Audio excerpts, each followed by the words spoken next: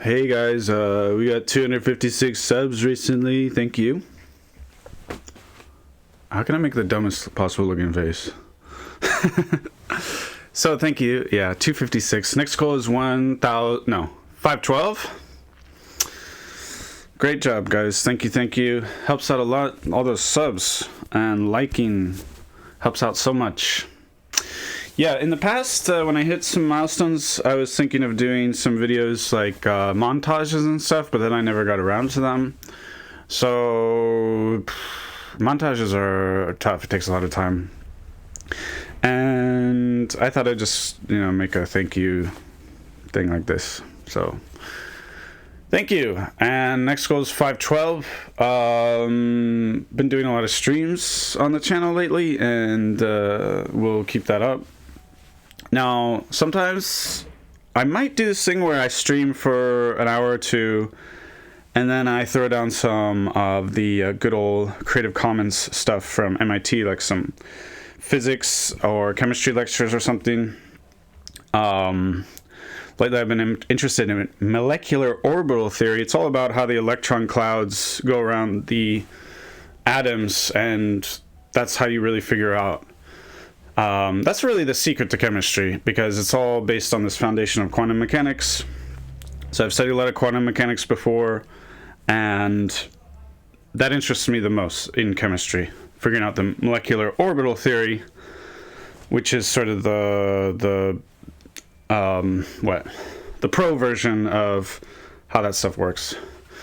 Like a lot of these, I think, are they called diatomic atom or molecules, like H2, O2, C2, N2, right? Oxygen, when it's floating around in the air, often just bonds together, two atoms together, and makes O2. And so the shapes of how the electrons, the electrons, they want to avoid each other, right? Because they're all negatively charged, but they're attracted to the protons. So you have these two, in those kinds of atoms, you'll have two nuclei, and then you have, so oxygen has what? I think it has 8 electrons, and so 2 of them are in this sort of spherical S1 orbital in the center, and then you're going to have these 6 electrons floating around.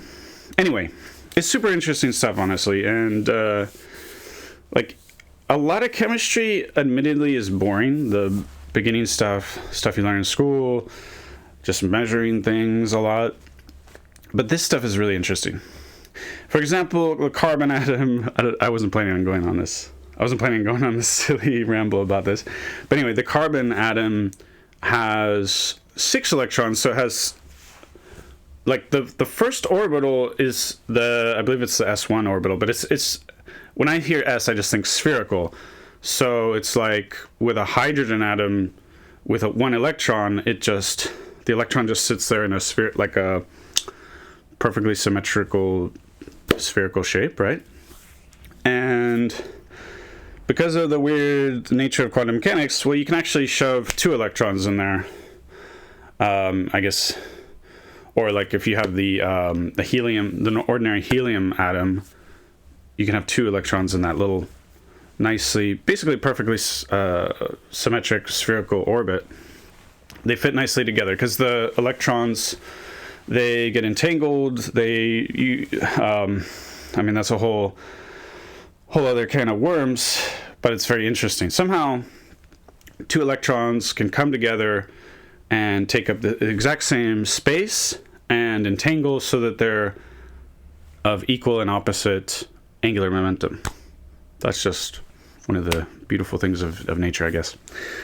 And so that story with the helium atom is fairly simple. It's spherical, okay? And then, so if we're talking about carbon, first you get those 2 electrons in the center, and then you can't shove another electron in that space, basically.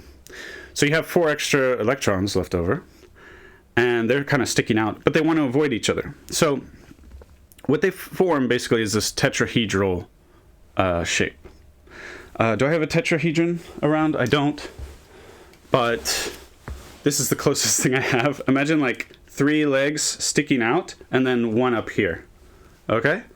So 4 electrons. Okay, it's not, there's no reason to be curved or something. But if you took 4 balloons and you tied them together, like there's a part of the balloon you tie, right? You take all of those and you just tie them all together. So you have 4 balloons. Well, the balloons, they don't want to like be pressed against each other, right? They kind of bump into each other and over time they just kind of avoid each other. And they 4 balloons will also form this tetrahedral shape or structure or positioning, whatever you want to call it. And so this is super interesting, okay? Because this is related to... why am I even talking about this right now? Thank you for the subs. We got into it. I just got rambling. Okay, so the tetrahedral structure is related to sphere packing in 3 dimensions, which is another topic. But the short story, long story made short with the sphere packing stuff is that... hold on, my music stopped. What's going on here? This just stops out of nowhere. What the heck? Anyway. With sphere packing, okay, suppose you're stacking oranges or cannonballs or whatever. You know, you stack down a layer of them. They're spherical. And then you put the others on top. Now, this looks like a pyramid. And if you analyze it, you can see, oh, there's a tetrahedral shape. There's also like a shape of sort of squares, and then on top of it, another layer of squares that's sort of shifted over. Which also, I'm not sure if it creates an octahedral shape as well. But definitely, I'm pretty sure tetrahedral, and then... so there's a few different, depending on the angle that you look at it, there's a few different ways of thinking about it. But it's all the same cheeseburger. It's all works out to be the same thing. So there's one ideal sphere packing in 3 dimensions.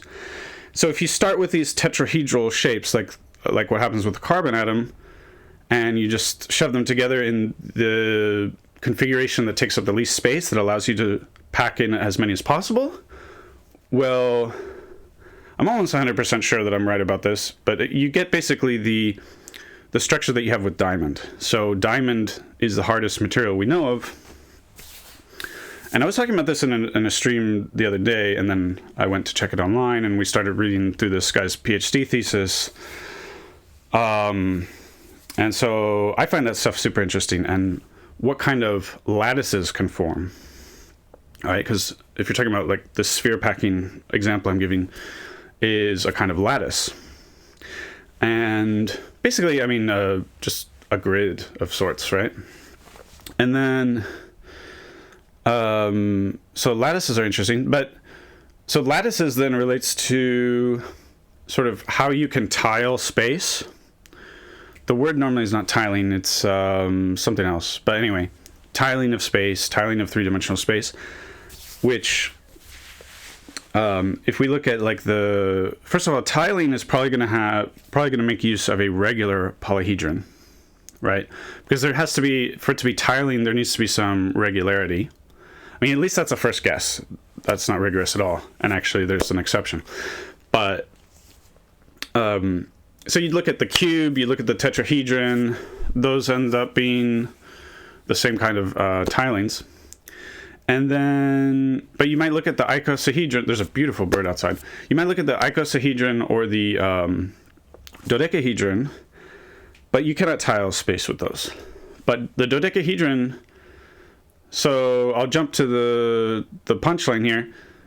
Fool's Gold actually kind of has, it's like it tries to make a dodecahedral configuration in its crystal structure, but it can't because that doesn't tile space, so it gets crushed a bit. It's kind of dodecahedral, but it gets smashed a bit in certain areas. And that, I believe, is called pyritohedral, I think, because the Fool's Gold is pyrite, right?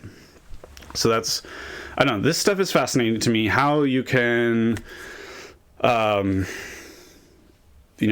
place electrons in space, essentially, in various configurations. And then, so most of the electron orbitals, I've already explained. The spherically symmetric one, which also to be fair, it can be elliptically symmetric, sort of like a spheroid, like so like in H2, for example, the orbital will be like a sphere but sort of stretched. But anyway, and then this analogy with balloons is describes a lot of the orbitals. There's another one that looks kind of like a sausage with a ring in it, and that's confusing, and I don't understand that. And that really intrigues me. I'd like to understand that. Anyway, ramble. But so the MIT OpenCourseWare stuff, and probably a lot of other educational stuff, is Creative Commons. So I just wanted to apologize that, you know, some of you might come in and I'm not here if you come into the live streams, but yeah, I should be here for the first hour or two. And I still check the messages. I check the chat after, so some of you have talked to me and I check it out. And, you know, I might stop doing that at some point. I know it's not the best, it might not be the best for the channel, but I experiment a lot and I think it's good content worth spreading, and it's Creative Commons. And I want to attract other people interested in this stuff. So let me know what you think. Those likes and subs are helping out big time, everyone, and thank you very much, and hope you have a good one. Bye.